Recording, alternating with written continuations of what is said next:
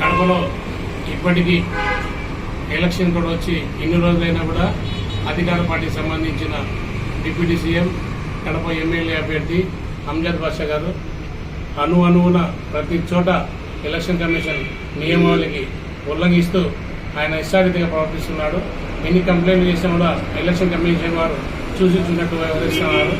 అలాగే ప్రారంభోత్సవాలకు సంబంధించిన శిల్కా పథకాల మీద అలాగే కొన్ని విగ్రహాల మీద కూడా వీళ్ళు కంప్లీట్గా ఆ క్లాత్ వేయాల్సి ఉంటుంది. అది కూడా ఇక్కడ అధికారులు యథేచ్ఛగా ఉల్లంఘన పాల్పడుతున్నారు.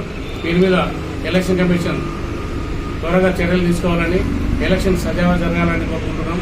అలాగే రెండవ గాంధీ బొమ్మ దగ్గర ఉన్న ఒక మొబైల్ షాప్ వారు, బిగ్ బాస్ మొబైల్ షాప్ వాళ్ళు ఈ అంజద్ బాషా కోసం రంజాన్ ముబారక్ పేరుతో ఇప్పటికి పాంప్లెట్లు వేసి క్లియర్గా అక్కడ ప్రతి ఒక్కరికి పాంప్లెట్ డిస్ట్రిబ్యూట్ చేస్తున్నారు. అక్కడ కూడా ఎలక్షన్ కోడ్ ఉల్లంఘన జరుగుతోంది.